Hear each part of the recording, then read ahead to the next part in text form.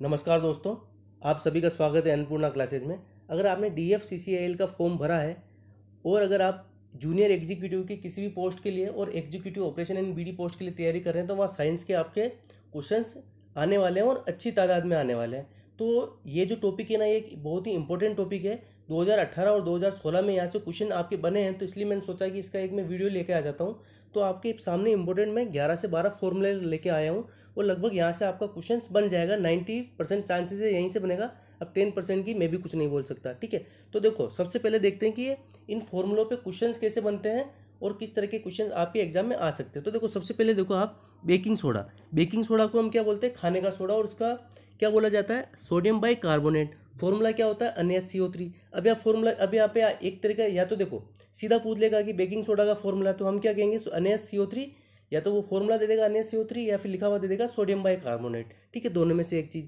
अब दूसरा क्वेश्चन किस तरीके से बन सकता है कि सोडियम बाई कार्बोनेट के एक अणु में हाइड्रोजन परमाणुओं की संख्या कितनी होती है? तो देखो NaCO3 है ना, हाइड्रोजन के कितने परमाणु? केवल एक परमाणु दिख रहा है, तो हाइड्रोजन के परमाणुओं की संख्या कितनी हो जाएगी? एक। अगर यही हमें अब अगर ऑक्सीजन के परमाणुओं की संख्या पूछ लेता तो O3 है ना, तो मतलब ऑक्सीजन के कितने परमाणु हो जाएंगे? या 3। तो देखो इस तरीके से आपके क्वेश्चन बनेंगे। अब अगला क्वेश्चन में आया ना, धावन सोडा को क्या बोलते हैं? Washing soda. इन दोनों में बहुत कंफ्यूजन होता है, तो थोड़ा देख लीजिएगा। सोडियम बाइकार्बोनेट और सोडियम कार्बोनेट, ठीक है। सोडियम बाइकार्बोनेट तो क्या होगा आपके पास? खाने का सोडा, मतलब बेकिंग सोडा, ठीक है। जब भी ऐसी चीज़ों में कन्फ्यूजन होता है तो एक चीज़ याद कर लीजिए, कर लिया करो, दूसरी अपने आप समझ में आ जाएगा कि वही होगी, ठीक है। तो वाशिंग सोडा का फॉर्मूला क्या होता है आपके पास? सोडियम बाइकार्बोनेट, क्या सोडियम कार्बोनेट, ठीक है। वाशिंग सोडा का क्या फॉर्मूला होगा? Sodium carbonate Na2CO3 10H2O। अब यहाँ एक क्वेश्चन आपके और बन सकता है कि सोडियम कार्बोनेट में जल के अणुओं की कितनी संख्या होगी, ठीक है। सोडियम कार्बोनेट के एक अणु में जल के अणुओं की संख्या तो कितनी हो जाएगी? 10H2O लिख रखा है ना, मतलब जल क्या होता है? H2O ही होता है। तो यहाँ जल के कितने अणु हो जाएंगे आपके? 10 अणु हो जाएंगे। ऐसे क्वेश्चन आपका बन सकता है। अब देखो, अगर आगे 3 फॉर्मूले देखना, सफ़ेद तोता, नीला तोता और हरा तोता। तो या तो तोता बोल दे देगा, या फिर कशिश दे देगा, या फिर तूतिया भी बोल सकता है, ठीक है। सफ़ेद तूतिया या हरा तूतिया या नीला तूतिया, कुछ भी दे सकता है। वो तीनों में से कोई भी नाम दे सकता है, तोता, कशिश और तूतिया, ठीक है। तो ध्यान रखना। तो सफ़ेद तोता का आपके पास क्या फॉर्मूला हो जाएगा? Zinc sulphate. और जिंक सल्फेट को अगर फॉर्मूला में लिखोगे तो क्या लिखोगे? Zn SO4 7H2O, ठीक है। क्या हो जाएगा? Zn SO4 7H2O। तो यहाँ जल के अणुओं की संख्या कितनी हो गई? 7 हो गई। नीला तोता आ जाओ, तो नीले तोते का फॉर्मूला क्या होता है? CuSO4 5H2O। जल के अणुओं की संख्या कितनी है? 5। और ये क्या हो जाएगा? Copper sulphate. इसी तरीके से हरा तोता, तो हरा तोता का फॉर्मूला क्या हो जाता है आपके पास? FeSO4 7H2O। मतलब यहाँ जल के अणुओं की संख्या कितनी? 7। और इसको हम क्या बोलते हैं? फेरस सल्फेट बोला जाता है, ठीक है। समझ में आया ना? सफ़ेद तोता जिंक सल्फेट, नीला तोता कॉपर सल्फेट, हरा तोता क्या हो जाएगा? Ferrous sulphate. और सफ़ेद और हरा जो हो गया ना आपके, जिंक और फेरस सल्फेट, इसमें तो क्या होंगे? जल के अणुओं की संख्या 7 और नीला तोता में 5। ये आप ध्यान रखिएगा। अब आगे चलते हैं हम, ठीक है। आगे चलिए। अब देखो आता है जिप्सम से बहुत सारे क्वेश्चन बनते हैं, तो ध्यान रखना। जिप्सम में आपके जल के अणुओं की संख्या कितनी होगी? 2 होगी। और इसी को हम क्या बोलेंगे? कैल्शियम सल्फेट, ठीक है। इसको क्या बोला जाता है? जिप्सम को कैल्शियम सल्फेट। और यहाँ क्या, इसका फॉर्मूला क्या हो जाएगा? CaSO4 2H2O। जल के अणुओं की संख्या 2।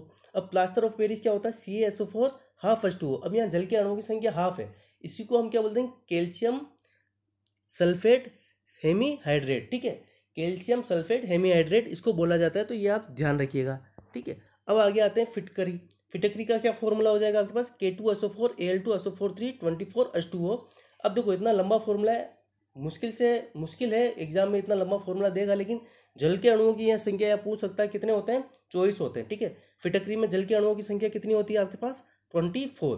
क्या हो जाएगा? Potassium aluminate sulphate. फॉर्मूला भी याद कर लीजिएगा, K2SO4 Al2SO4 3 24H2O। अब देखो laughing gas, very very important, अधिकतर एग्जामों में पूछ लिया जाता है। इसका फॉर्मूला होता है N2O और इसको हम बोलते हैं नाइट्रस ऑक्साइड, ठीक है। क्या बोलते हैं इसको? Nitrous oxide. अब आते हैं अश्रु गैस, ठीक है। अश्रु गैस क्या होती है आपके पास? क्लोरोएसिटोफिनोन। ध्यान रखना, क्लोरोएसिटोफिनोन। और इसका फॉर्मूला क्या होता है? CCl3NO2। क्या होता है? CCl3NO2 अश्रु गैस, क्लोरोएसिटोफिनोन। अब देखिए वेरी वेरी इंपॉर्टेंट, सिंदूर। डायरेक्ट पूछ लिया जाता है कि सिंदूर जो होता है वो क्या होता है? तो वो क्या होता है आपके पास? मर्क्यूरिक सल्फाइड होता है, HGS। अब देखो, अभी मैंने एक लिखा नहीं है, लेकिन वो भी बहुत बहुत इंपॉर्टेंट है। क्या है? चुनावी सही क्या होता है आपके पास? जो हम चुनाव में जाते हैं ना वोट देने, तो चुनावी स्याही होती है, वो क्या होती है आपके पास, सिल्वर नाइट्रेट AgNO3। तो ये भी आप ध्यान रखना, 12वां यही पॉइंट है, ठीक है। लिखा नहीं है, बता देता हूँ। चुनावी स्याही क्या होती है, सिल्वर नाइट्रेट, फॉर्मूला क्या होता है AgNO3। होप आपको ये और कुछ ना करो ना फॉर्मूले में, तो ये 12 फॉर्मूले तो रट ही लेना, यहाँ से क्वेश्चन आपके बन सकता है। वेरी वेरी इंपॉर्टेंट टॉपिक है। होप आपको ये वीडियो अच्छा लगा होगा। अगर वीडियो अच्छा लगा है तो बता दीजिएगा। अगर ऐसे ही वीडियो आपको और चाहिए छोटे छोटे, तो मैं आपको प्रोवाइड करवा दूंगा। तो मिलते हैं फिर नेक्स्ट वीडियो में, तब तक के लिए धन्यवाद।